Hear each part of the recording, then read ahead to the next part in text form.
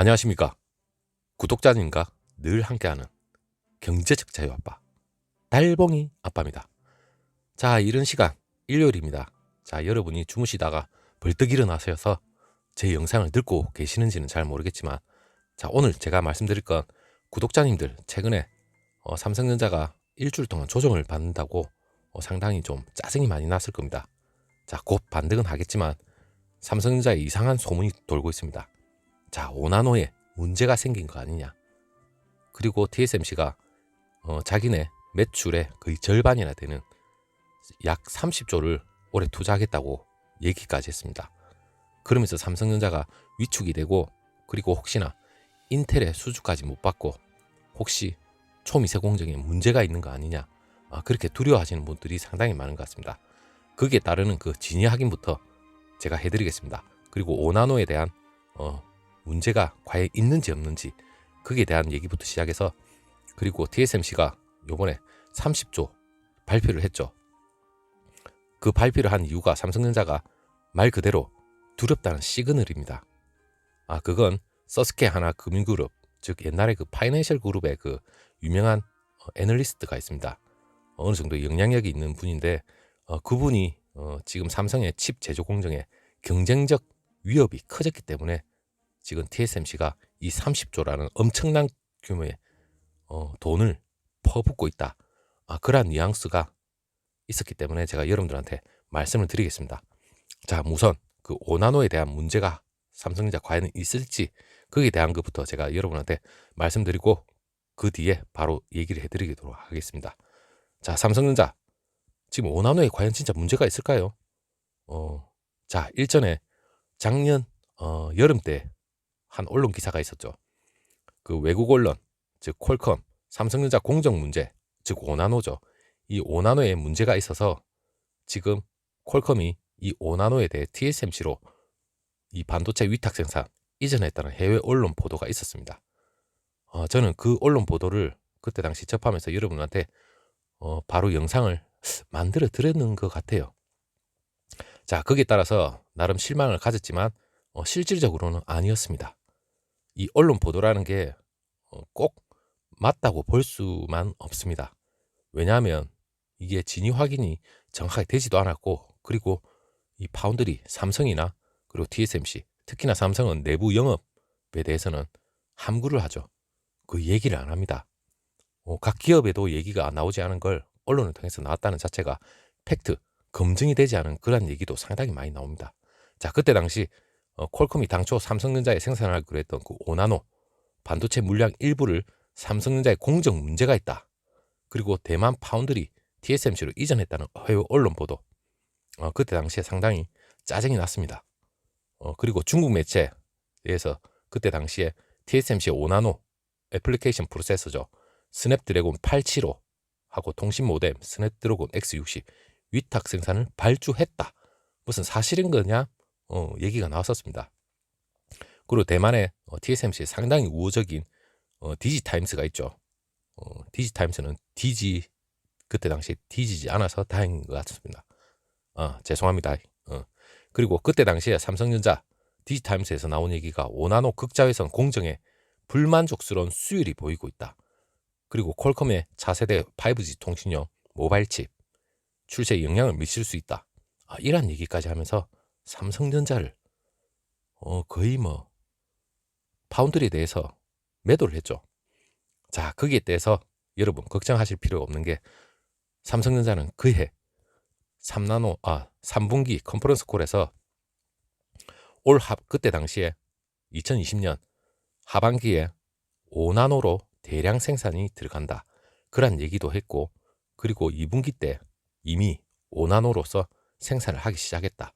이런 얘기까지 했습니다. 나름 자신감 있게 얘기를 했는데 그때 당시 아무도 뭐 반응이 어땠는지는 모르겠지만, 그리고 거기에 따른 또 핵심적인 갤럭시 요번에 S21 엑시노스 탑재 비중을 60%까지 확대를 했다. 그만한 자신감이 있기 때문에 이 갤럭시 S21은 5나노로 생산을 합니다. 그리고 현재 그때 당시 잘못된 언론 보도였죠. 스냅드래곤 875가 888로 바뀌었죠. 이거 역시 삼성전자의 5나노로 열심히 생산 중에 있습니다. 과연 수율이나 문제가 있었다면 이렇게 자신감이 있지 않았을 겁니다. 자, 물론 이 자신감은 올해 삼성전자가 스마트폰 시장 수요 회복이 기대되는 가운데 그 갤럭시 S21 시리즈 자체가 탑재 비중을 상당히 확대한다, 이런 얘기까지 있었습니다. 자, 무려 60%까지 비중 확대하는 건 그만한 자신감이 있기 때문에 얘기가 나옵니다. 자, 그리고 실제 삼성전자가 이날 그날 그 갤럭시 S21 시리즈 발표와 함께 갤럭시 S21 역대 갤럭시 중 가장 강력한 성능의 5나노미터 프로세서로 적용을 했다고 얘기를 했습니다. 그만한 자신감이 있기 때문에 얘기가 나오니까 여러분, 이 5나노에 대한 문제는 신경 안 쓰셔도 될 겁니다. 자, 여기 대해서는 제가 마무리하고, 자, 삼성전자, 자, TSMC가 지난 14일입니다. 그때 2020년 4분기 실적 설명회가 있었죠. 그때 당시에 TSMC의 최고 재무 책임자 CFO입니다. 14일 날 2020년 4분기 실적 발표 컨퍼런스 콜에서 올해 설비 투자 사상 최대치인 250억 달러에서 280억 달러 이 자본을 지출할 것이라고 얘기를 했습니다. 이 얘기가 왜 삼성전자를 두려워하는 시그널이냐? 여러분, 이 거대한 30조에 대한 이 금액이, 물론 투자 금액 80%가 초미세 공정입니다. 3나노, 5나노, 7나노 이 초미세 공정에 사용이 됩니다. 사실 TSMC가 이 초미세 공정이 아닌 다른 데서도 엄청나게 영향력은 있지만 사실상 지금 현재 대세는 초미세 공정입니다. 이 10%가 고성능 집적회로 패키징하고 테스트 그리고 포토마스크 개발에 쓰인다고 하는데, 나머지 10%가 특수공정 개발 용도로 사용 예정이다, 이런 얘기가 있습니다. 물론 그 CFO가 3나노 공정은 2022년에 생산을 시작한다고 얘기를 했는데, 이 서스케하나 금융그룹의 이 선임 애널리스트가 제가 아까 말씀드렸듯이 이분이 삼성전자가 지난 과거죠, 2016년도에 삼성 갤럭시 배터리 폭발 사고가 있었습니다. 그때 당시에 삼성전자 주가가 엄청나게 떨어졌죠. 그리고 다시는 회복하기도 힘들 거다, 이러한 안 좋은 얘기까지도 무성했는데 물론 극복을 했습니다. 그리고 그때 당시에 그 CNBC 미국의 유명한 채널이죠. 거기에 이분이 나와서 얘기를 했는데 삼성전자 배터리 폭발 사고 해결할 수 있는 3가지 극복 방법까지 얘기를 해줬습니다. 자, 그 정도 얘기할 정도의 영향력이 있는, 어느 정도 좀 영향력이 있는 분이라고 생각하시면 될 것 같습니다. 자, 그분이 TSMC의 올해 전체 매출 성장 목표를 2자릿수로 잡고 있습니다.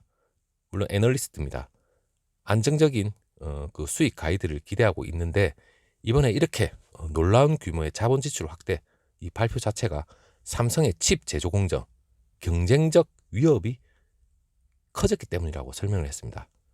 자, 이분이 이 선임 애널리스트가 올해 TSMC의 그 계획된 자본 지출에 대해서 잠재적 가치가 장기적인 성장 기회에 있다. 이 자본 지출, 이 30조가 가까이 되는 이 금액을 장기적인 성장 기회를 위한 지출이다, 이렇게 얘기를 했는데, 향후 실적에 압력을 가할 수 있는 문제, 즉 삼성하고 경쟁이죠. 이 경쟁을 해결하기 위해서 할당된 자본 비용 그리고 관련된 수익은 올해 압박을 상당히 받을 것이다, 이렇게 얘기를 했습니다. 물론 2022년 말까지 사실상 나오지 않을 것이라고 이렇게 설명을 했는데, 자, 이 얘기를 자세히 들여다보면 삼성전자가 상당히 두려운 거죠. 왜냐? 이 투자 금액 80%가 초미세 공정입니다. 그리고 삼성전자가 향후 대만의 TSMC를 잡기 위해서 초미세 공정, 즉 다가오는 2022년 대만 TSMC와 일단 같이 본격적인 양산에 들어갈 예정이겠지만, 이 초미세 공정에서 승부수를 띄웠습니다, 삼성전자는. 하지만 대만의 TSMC도 분명히 알고 있을 겁니다. 향후에 초미세 공정이 대세가 될 거란 것. 이 초미세 공정을 잡지 못하면 삼성전자 파운드리 향후 2030년 전 세계 시스템 반도체 1위를 하겠다는 건 어느 정도 물 건너 가지 않을까, 그렇게 생각을 해봅니다. 그만큼 삼성전자가 두렵고 이 초미세 공정에 대해서 나름 걱정을 많이 하고 있습니다. 그 근거가, 여러분, 이 대만의 TSMC는 사실상 삼성전자가 그 나라에 가면 반도체 업계에 관련이 있는 분들은 그렇게 생각하겠죠. 자, 대만은 삼성전자가 공포의 대상입니다. 그리고 자기네들은 시스템 반도체 자부심이 상당히 강합니다. 그 이유가 물론 삼성전자는 TSMC랑은 이 업체만 가지고 싸우는 건 절대 아닙니다. 이 대만이라는 이 국가의 이 시스템 반도체의 이 체계 자체가 상당히 방대하고 상당히 두렵습니다. 왜냐하면 그리고 엄청난 기술력을 가지고 있습니다. 근데 이 국가를 상대로 대한민국 삼성전자가 거의 공포라는 그 느낌 받을 정도면 삼성전자의 위상은 대단한 거죠. 자, 거기에 대해서 제가 간단하게 또 얘기를 해드리겠습니다. 자, 물론 D램, 메모리, D램, 낸드 플래시 이 메모리 반도체 시장에서 대만의 존재감이 사실상 아주 미비합니다. 물론 대만에도 나냐, 원본드 같은 대만 업체들이 있습니다. 자, 2010년도 삼성전자가 치킨 게임을 했죠. 물론 우리가 치킨을 시켜서 경기를 하는 건 아닙니다. 치킨 게임 여러분 아실 겁니다. 이 치킨 게임을 걸었다가 회복하기 어려운 피해까지 봤죠. 대만 업체들이 일본 업체들하고 그때 당시 연합을 해서 메모리 반도체 시장에서 삼성을 그냥 잡아먹기 위해서 엄청나게 공격적인 공장 증설, 그리고 제품 대량 공급, 그리고 가격 인하까지 하면서 점유율 확대를 하기 위해서 세계 1위 삼성전자를 잡아먹으려고 날뛰었죠. 그때 당시. 자, 기술력하고 원가 경쟁력 엄청나게 버텼습니다. 그때 당시. 하지만 결국엔 적자를 이기지 못하고 대만 업체들이 두 손 두 발 다 들었습니다. 자, 치킨 게임에서 삼성전자가 완벽하게 승리를 했죠. 자, 메모리 반도체 세계 5위권 밖에서 겨우 지금 대만은 명백을 유지하고 있습니다. 삼성전자는 그 후로 승승장구하면서 메모리 반도체 독보적인 1위, 그리고 2위는 대한민국 SK하이닉스입니다. 자, 대만인들 삼성전자가 그냥 공포스러운 존재이자 어떻게 보면 또 안 좋게 생각하면 타도의 대상이라고 얘기를 합니다. 자, 하지만 이 대만의 TSMC뿐만 있는 게 아니죠. 시스템 반도체 사업에서 완전히 다른 편입니다. 왜냐하면 이 글로벌 시장에서 대만 기업하고 기업인들의 위상이 엄청난데 시스템 반도체에서 쉽게 말해서 메모리 반도체를 제외한 모든 반도체를 시스템 반도체를 생각하시면 됩니다. 이 글로벌 반도체 시장에서 약 70% 정도를 이 시스템 반도체가 차지하는데, 물론 규격, 대량 생산, 특징이 그 메모리 반도체하고 딴판이죠. 거의 고객 맞춤형으로 들어갑니다. 이 사업 구조가 반도체 설계만 전문으로 하는 팹리스도 있을 거고, 물론 팹리스로부터 주문을 받아서 반도체를 생산하는 파운드리, 그리고 이 생산된 칩을 기계에 넣을 수 있게끔 상태로 가공하는 패키징, 이러한 게 다 맞물려서 대만에는 확실히 돌아가고 있습니다. 자, 절대 무시 못하죠. IC 인사이츠에 따르면 팹리스 세계 시장 점유율이 2019년을 기준으로 해서 미국이 거의 독점하다시피 하고 있습니다. 65%입니다. 그리고 대만이 17%, 중국이 15%입니다. 거의 중국과 대만, 저는 인력이 상호 왔다 갔다 하면서 이 중국 역시 미래에는 어느 정도 상당한 위협이 될 겁니다. 하지만 지금 미국이 중국을 거의 꽉 잡고 있죠. 자, 한국하고 일본, EU 점유율은 1% 남짓이라고 합니다. 거의 미비합니다. 자, 대만의 팹리스는 미디어텍도 있습니다. 지난해 3분기 출하량 기준은 스마트폰의 두뇌인 이 AP입니다. 이 AP, 팹리스 자체가 이 AP, 뭐 또 다른 것도 많습니다. 하지만 이 AP 점유율은 독보적인 퀄컴이 있죠. 이 퀄컴을 제끼고 세계 1위까지 했습니다. 저는 참 놀랍다고 생각합니다. 스냅드래곤 AP로 유명한 그 퀄컴까지 제치고 3분기 출하량 기준으로 해서 1위까지 했습니다. 물론 삼성전자도 지금 현재 스냅드래곤하고 맞짱을 뜰 수 있는 엑시노스가 있죠. 자, 올해 엑시노스가 상당히 활약을 할 것이라고 기대는 하고 있지만, 아무튼 대만에는 이 설계 팹리스, 그리고 파운드리, 그리고 패키징 상당히 강국입니다. 세계 1위 뭐 파운드리 TSMC도 있고, 그리고 파운드리에 UMC라는 세계 3위 업체가 버티고 있습니다. 물론 글로벌 파운드리도 있지만 왔다 갔다 합니다. 자, 파운드리 시장은 그냥 이 업체만 있어도 든든할 겁니다. 그리고 패키징 시장에서도 지난해 그 3분기 기준에서 상위 5개 회사 중에서 무려 3곳이나 대만 업체들입니다. 물론 그 한국 업체는 10위권에는 하나도 없습니다. 5위에 파워텍, 그리고 리사수 그 AMD 있죠. 거대한 AM 그 팹리스 업체, 그리고 엔비디아, 삼성의 수주까지 준 엔비디아까지 이 대만계의 이 거대한 CEO가 버티고 있습니다. 그만큼 대만의 위상이나 대만의 영향력이 대단하다 생각하시면 됩니다. 자, 이런 회사, 이러한 기업이 삼성전자를 두려워하고 있습니다. 물론 파운드리, 당분간은 이 점유율 자체가 깨지지는 않겠지만 그만큼 이 초미세 공정으로 들어오면 들어올수록 삼성전자의 초미세 상당한 위협을 느끼고 있을 겁니다. 그렇기 때문에 삼성전자 앞으로도 이 초미세 공정 향후 몇 년 안입니다. 어떤 식으로 시장이 바뀔지 그건 아무도 모릅니다. 하지만 삼성전자도 지금 컨퍼런스 콜 1월 말이죠. 그때 어떤 발표를 하느냐에 따라서 또 시장이 어느 정도 또 참고가 될 겁니다. 자, 그때 되면 제가 또 여러분들한테 확실하게 또 말씀을 드리고, 그리고 제일 중요한 지금 현재 그 TSMC의 자본 지출 규모가 삼성전자의 예상 투자 금액의 거의 3배인데 삼성전자가 지난해 파운드리를 비롯해서 시스템 반도체 분야에서 약 9조를 투자를 했습니다. 올해는 한 10% 늘어난 10조 원 수준은 전망은 되고 있는데 이번 그 4분기 작년 4분기 발표를 올해 1월 28일 날 하면서 어떤 발표를 또 할지 그건 우리가 기대를 해봐야 되고, 그리고 7나노 이하 미세공정 매출도 상당히 높았고, 그리고 7나노 한 33%, 그리고 5나노가 8% 수준으로 매출의 40% 이상을 거의 뭐 잡아먹고 있습니다. TSMC는.